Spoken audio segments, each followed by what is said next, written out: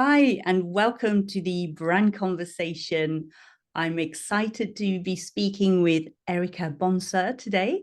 She's a brand architect and a marketing strategist.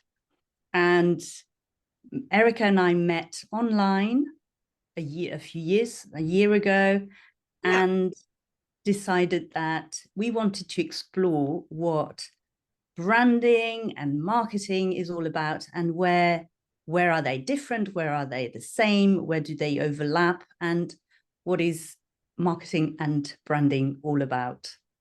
So Erica, welcome. Thank you. I'm so happy to have for you to have me on. It's a pleasure. So where should we start with all this? Because I know that what you and I created and what we will share with everyone is quite overwhelming. Yeah, and this is why we decided to do a video, because actually there's so many parts to it. So at its most basic part, there's branding, there's marketing. And you can argue, what comes first? Well, if you don't have a brand, you have nothing to market. But where does marketing fit into branding? Where does branding fit into marketing? And there are many overlays. And then there are aspects where they are absolutely distinct. So Mhm. I think the mind map we created and that you really led has it's so rich. So I think maybe we would just Let's do a just show reveal. it. Let's start there. Show it. Go on. Here we are. So everyone just take a breath for a moment and just absorb the enormity of what you're seeing here. Obviously, you can't see the words and what are written in the boxes, but it's funny that we started this conversation out with brand and marketing. Where does one start? Where does one begin? And which comes first? We obviously have our opinions there, but because it got a lot bigger than that, because you can't think about just brand and just marketing when you're Yeah. thinking, because you have to take in the entire ecosystem into consideration because it's all a part of it. It all fits in. And Yeah. so what we're looking at here is not just brand. So brand is brand strategy, it's the business side of things, it's people, so your internal team. And then it's Yeah. also where does design fit into this? And then the marketing and every single aspect and pillar of marketing, because there's so many different variations and flavors and not one, you know, growth marketing versus performance versus PR. Like it all depends on the overall strategy. And so if we take that all in consideration, this is the craziness that we get. Yeah. And still, obviously I've seen this before, but just looking at it afresh like that, I'm like, oh my God, no wonder people get confused about what is marketing, what is branding. And I know I'm going to be using this personally also with with my work, just to see which bits fit where. And so yeah, do you want to like talk us through it? Or Yeah. I can start with the far left. You can see maybe there's Yeah. the Let's just brand. start here. Yeah. Why, Marianne, is it important to take into consideration when we're thinking about brand, right? Because most people think it is, they go right to design. The brand, what am I Yeah. visually seeing, right? Or they go right to the product. What can I purchase? Why do we need to back that up and start with business people and strategy? What's the importance there? Well, I think I actually want to take it even like, one step further. And obviously, we met thanks to Dorothy, our Dorothy. friend Yes, Dorothy. Yes. that's right. And Dorothy and I are new, and Dorothy met through Level C and Marty Neumeier and Andy Yes. Starr. And really, so, you know, I do love the quote that Marty says about what a brand is, and it's something that lives in people's minds, or it's a gut feeling about something that lives in someone else. It's not what you think, it's what somebody else thinks about your brand. Mm. And then the step that I want to add before we think of the strategy in the business and the people is like, there's an energy. It's like this intangible thing that actually is everywhere. And your brand has a very unique and specific energy. And this energy you want to communicate and translate at every level. So the people that you will be working with know what this specific blueprint is that your brand represents, and the people, the customers you're going to be attracting, again, they will be attracted to work with you or to buy your product because of this unique energetic signature that you're communicating with your brand.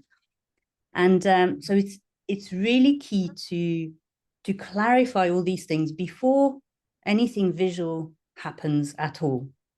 So, knowing who we are as a company, as a person, as a company, what unique product or what unique service we offer and who it is for, being really clear, and the vision and the value, of course, of the business. And they're like the foundation. And from that, then everything can emerge and everything can be built. Yeah. And I love too that you mentioned that the people that own the business, right? We'll call them the executive team, or maybe even just the employees, the folks who are working there. They don't own the brand. The customers own the brand. Yeah. Because if that is true, which it is, when you are starting to think about your company, whether you've been established for a million years or you're just getting going, you can't control what other people think and feel, Nope. but you can try your darndest to set yourself up for a projected outcome. So if you think about that and start to build your brand, taking everything here into consideration, Yeah. you build it with intention, and and all that bleeds into brand design and marketing, all that, right? Like that all comes later. Then Yeah. hopefully when you put your product out there, your service, create some sexy campaign that you start to hear back to you from your customers, from your audience, what you were wanting to have happen in the first place, which would be a Exactly. dream Yeah, if that's that a happens. brilliant description, actually. And it's Yeah. like, in order for your audience and your clients, customers, and employees to sort of say back what you want, what you want to hear, you need to be very, very clear at the beginning when Yeah. as you're setting out. Yeah. I want to, for a moment, because we're all looking at this map, and I'm sure some of you have just been scanning and looking at these little boxes. Before we go to brand strategy, because obviously that's what we started this conversation with. We love talking about brand, but I feel so few or not often at all, or even enough, people talk about business and people when they're talking Mm. about brand. And I always found it very challenging, especially, I've had experience owning my own company, working more like on an agency side of things. And then I've also been in big SaaS companies where I'm sitting on a marketing team. And when an executive team kind of puts brand in the marketing bubble and just says, like, that's where you live, you're Mm. doing your company, your product, your people a huge disservice, Yeah. because I almost want to like throw the word brand out of the window and just call it business, because Mhm. we are really impacting every level of the company. So from Yeah. the business standpoint, we are talking about financial forecasting. We are looking at the organizational growth on, from today and future, like 10 plus years. We're Yeah. looking to see are we actually on track to achieve the mission? Are we holding ourselves accountable to that? And then what are the goals on a quarterly, annual basis? And who's responsible for that? And so it's really cross-departmental at that point. We are involved in sales. We are involved with your people team or your HR team. We are talking to the product developers. We are looking at all of that. And with that, we're looking everything from workforce management to customer planning. Like we have our initial customer, but maybe 5 years from now, we're adding a new product. And then who is that for? And what does that look like? We're also Yeah. looking at the organizational contribution of things. So, Yeah. like, how is this giving back? How is this sustainable? Yes. And then you pair that with people, because we can't talk about business without talking about people. Because I'm pretty sure, unless you're a solopreneur, Mhm. team of one, that you have other people supporting you. And even as a solopreneur, if you're working with other uh, folks like Marianne and I, if we were to take on a client, she's not working at my company, but we are working together. Like anyone that comes in to support the execution and delivery of a product or service is a part of your team. So Yeah. from 1 to 1 million people working there, we have to talk about them and their experience, because they are your biggest advocates. They're like, if we, to go back to my Lululemon days, anyone who wears the clothes is a walking mannequin, like Mm. who are then amplifying the brand, who are who they are, and before they put on the clothes, when they're wearing the clothes, what they choose to do in it is all a part of the brand and the message and what's being put out there. So, how Yeah. can we intentionally craft an experience that aligns brand values to what actually happens on the day to day, to what people are Yeah. feeling and how that's going on? Yeah. So, if we can take a look at that, and that includes not only the employee well-being, like the perks and the policies and all that sexy things, we're also talking about leadership and like what it means to lead and how to take care of people. And then your customer experience, and what are they feeling? How are they interacting at every single one of your touch points Yeah. to align And back to brand? yeah, Erica, I love that you're talking about feeling, because really, Mm, we know that or research shows that when we buy something, it's an emotional, we want to buy a product, but then we rationalize it afterwards, and how we feel about things, like really thinking about all our senses with the brand. Again, it's something that's all sensory, and it's a bit, as I'm talking with you yeah. now, I'm just thinking, brand is like a whole world, and there's so many there's different aspects and different elements working together that creates a really powerful whole, and whole as in full thing. Yeah. um, Yep. and so yeah, and really knowing how you want your customers to feel, how you want your employees to feel when they're working there, and how can you bring out the best in them. What do they need? What do they need from you so they can really thrive? So Hmm. it's really focusing on what some would call soft skills, and for then the measurable outcomes and the high performance. And now we know that when employees are more relaxed and happy and able to make, to try new things, to innovate, you have to be willing to make mistakes. And if it's a safe environment in which you can do this, the company thrives because it expands, and it gains on experience and on creativity and staff morale. Absolutely. And where does it all start, Marianne? So I'm pretty sure it starts here. Yeah. So um yeah, the strategy, which I call the brand alignment. So strategy, this is my word for the strategy, because it's like when everything is aligned with your values, your vision, and your desired outcomes, everything then falls into place. So but it is strategy actually. But Yeah. I like to call it sort of brand alignment, which is, which is what Align and Shine is all about.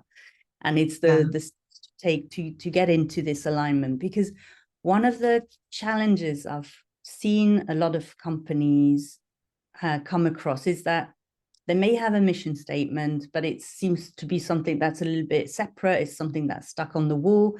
It's not something that they're sort of living on a day to day. And so the alignment really is about, when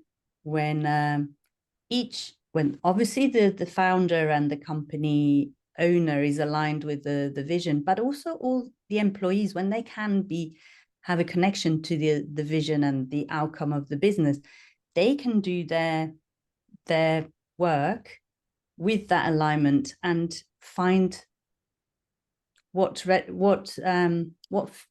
is most appropriate may not be the right word, but they can thrive to add to arrive at this vision, rather than being sort of, put into a specific box. You do this, you do that, and there's a separation. So one of the challenges is how to live the vision, how to live the mission, how to keep it alive, so it's not just words that are either on your website for certain people, or on the office wall, and it's just something that's separate. So how to bring these things to life. Yeah. And one example that I love actually from my business mentor years back was that Mike Harris, who set up First Direct and Egg, First Direct being the first telephone bank, and then Egg, the first online bank. At Egg, they wanted their customers to feel like they were danced, like that it was a dance. When they interacted, when they had contact with Egg, they wanted customers to feel like it was a dance, so something very effortless. And in order to really live those values and this feeling, all the employees went on a dance course, so they could literally, as they were speaking to their clients and customers, they were imagining dancing with them. So it had something that had flow. So it wasn't, okay, you've got to start with this question and end with this one. Of course, you end up ticking all the boxes, but it had a way of keeping the values alive. Yeah. Oh, I love that. What a fun team experience there. Yeah. Like a fun way to do that. And I'm sure a bunch of them were like, no, I don't want to dance. Yeah, exactly. So stepping out of your comfort zone at work as well. Oh, yeah. Um, okay. I want to say, so this is something I'm a visual person, right? So I'm thinking, this is how I think when I think about brand, and Yeah. why I think the brand piece is a really great starting point. And even Yeah. if you are 10 years down the line, you can still start there. You can go back. Yeah. Yeah. Yeah. Absolutely.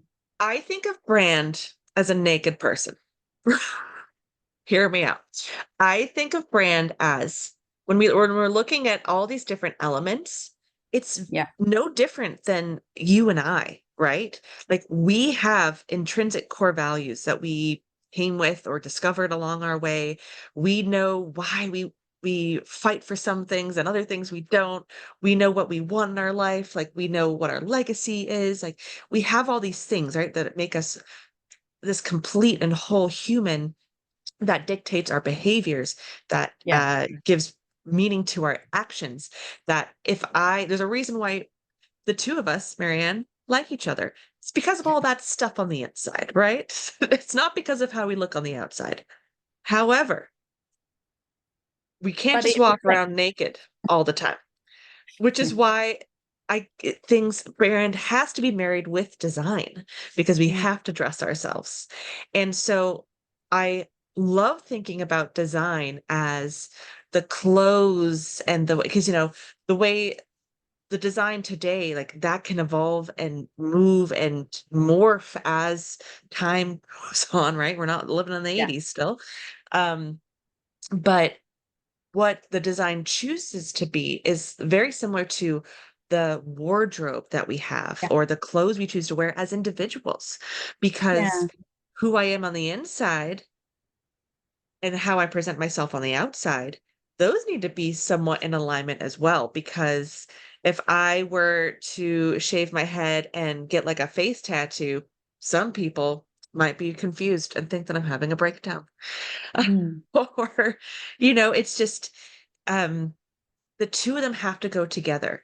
And go for it, Marianne, because I know that you're the designer here. No, but I like the example you're using about, like saying actually the brand or the visual aspect of the brand is a bit like the clothes that we wear, and what's happening on the inside needs to be aligned and reflected on the outside. Otherwise, well, we've all had a suit or a dress that we didn't feel really good in, and that's exactly how you feel when your brand or your logo or your website don't feel quite right, and they don't fully represent you or your business. You feel like a little bit uncomfortable. But when you wear something that you feel so good in because it's so you, and you feel like it supports you, you don't think about it because you just feel good. And when you don't feel good, you think about it all day long, and you feel it drains your energy, because it's like walking with a stone in your shoe. It's Yep.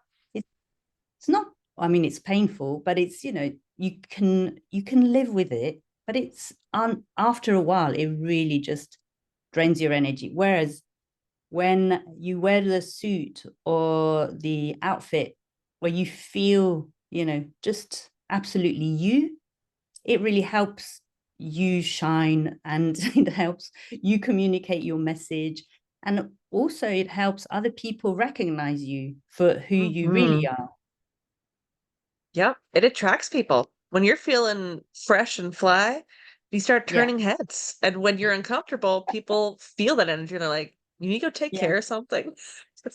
And You don't look good. Yeah. yeah, so it's a Yeah. it's a nice analogy to think about it that way.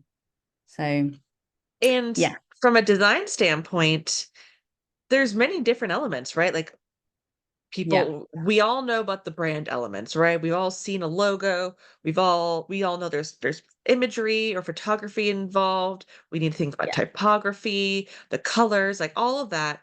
We know about that.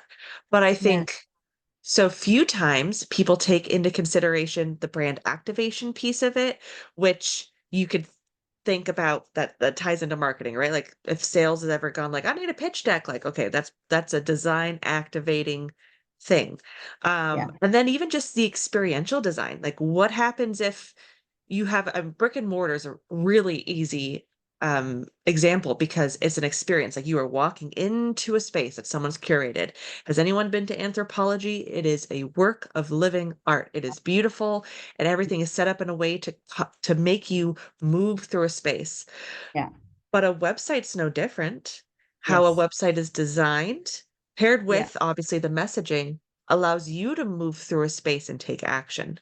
So Yeah. it impacts so many different aspects of the brand, the customer experience. Yeah. Absolutely. And all this, look at this. We talked about all this before I mean, we mentioned marketing a few times, but yeah, I It love all this. ties So in to now, this. now this is really your world. This So, is my world. And the I way that mean, I think about marketing is like it's just a way of communicating with another human, yeah. right? And Yeah. there's you can go I think about sales. So a lot of times sales is very intimate. You're one-on-one or it's like a small group of people talking, right? Which Yeah. is how we all know to communicate with people in general. But then you get marketing and things seem a bit overwhelming because they can be, because it's one person on, as the spokesperson of the brand, talking to as many people as they possibly Japan, around the world to get Yeah. their messaging out. And it's like, oh my goodness. And so really, when I think about all the different aspects of marketing, right? And I will leave this here because people can just take a look themselves. And then I think Mm, about all the things that come out of it, right? Do we have a nurture campaign? Are we doing some type of newsletter? Are we doing a podcast? Like what's coming out of that? It's yeah. really about us thinking about our customers, where they are, what they care about, um, and then meeting them where they're at in a very unique way, right? Yeah. So for people trying to attract me and personal preference, you probably should get on a podcast because I'm going to listen to you while I'm walking my dog, right? And I'm probably going to buy because you said something and you mentioned something in your commercial and you gave me a coupon code and like boom bam it's done. So one thing I want to say about this whole marketing thing, because there's a lot here and I'm not going to get into nitty gritty. Maybe we'll No. even share this with people afterwards so they can go Yeah. into it and look at themselves.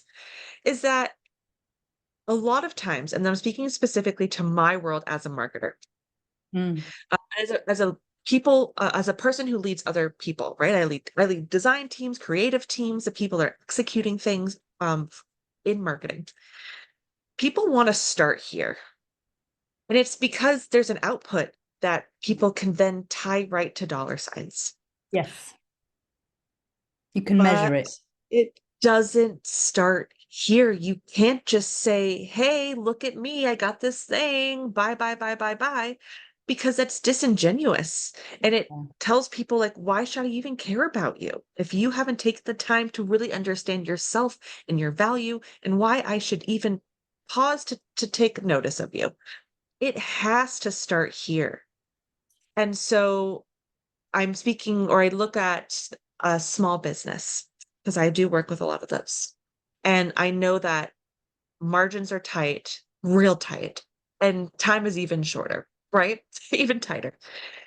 And you want to start here, but you have to back it up because you're doing yourself a disservice. Yeah. If you are a big organization, let's talk about like a Fortune 500 company. You probably already know everything, but when was the last time you looked at it? Has your brand Exactly. evolved? Have you Yeah. brought it with you into 2024? Or are you still sitting in 1989? It's all part of it and it's all moving and breathing together. It's like this living creature, right? And Yeah. we need to continuously be aware and conscious of what's happening within our ecosystem, who's owning it, and then get all those people together so that we can continue to move together into the future, which so few times that happens. So I'm either seeing a disconnect on the back end or a Yeah. disconnect on the front end. And what a beautiful thing it would be if we could all just slowly move Yeah, together. exactly. Gosh, you've said so many things, and there's like 3 points that I want to highlight. Yes. And I hope I remember. It's like, I love that you said, generally people want to start like with the output. It's like a bit like, oh, well, I need a campaign, or I need a logo, or I need a website.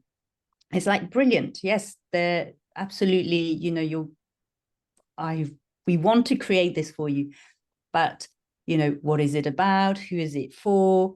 What do you stand for? So all the invisible parts and the things that aren't visible need to be cleared first. So absolutely, I think that's, and we can all be sort of guilty of wanting to jump in, to the result rather than going.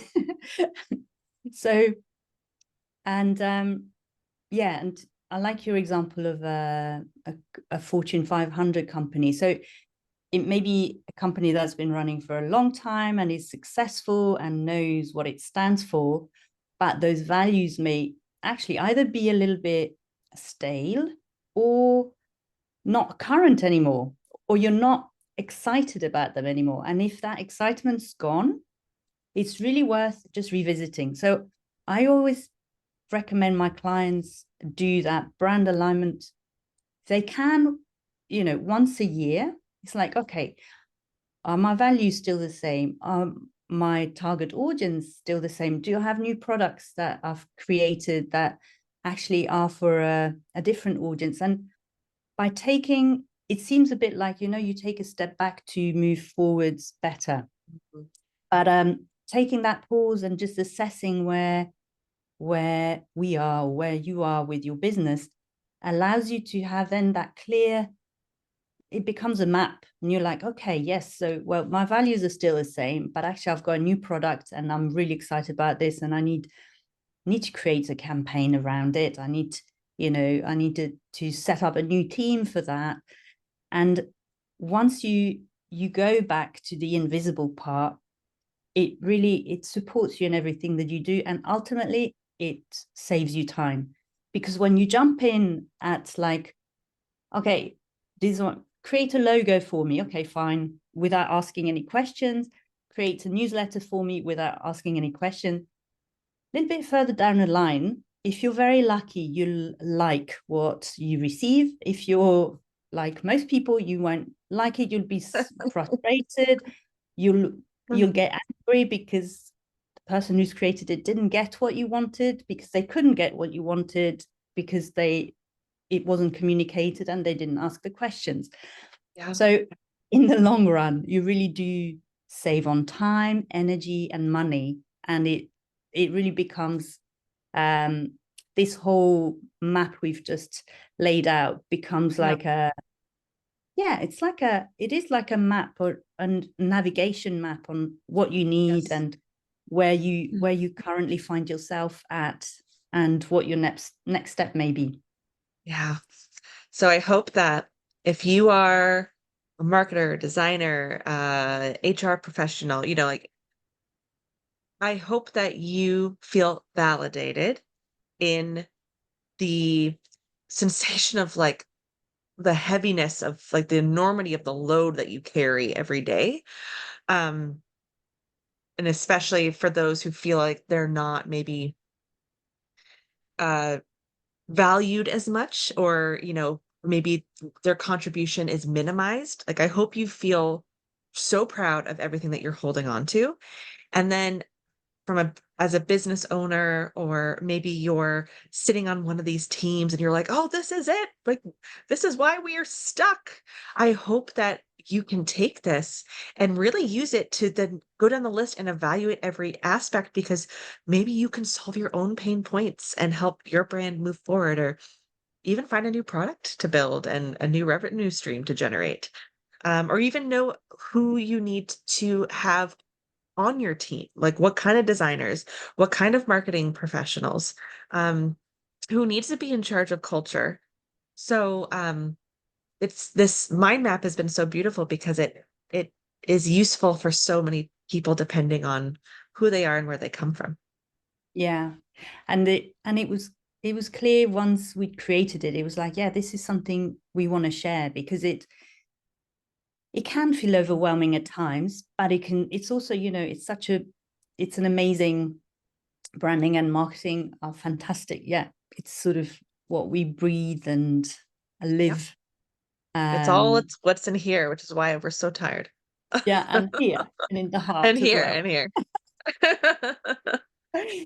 And yeah, so it feels great to share it, and it was really lovely to co-create this with you, Erica, and I've really enjoyed our collaboration, and I hope it's the beginning of many. And so if if you need support with your brand and marketing, reach out, connect with us on LinkedIn. We'll leave the Mhm. links below. And yeah, who knows, we may be back describing and exploring this vast topic another time. But thanks for sharing your wisdom and your insights, and I hope it's Right really back useful at you. for people who've been watching it. Yeah. Thank you, Marianne. Thank you, Erica. Bye. Yay. All right, I'll stop that.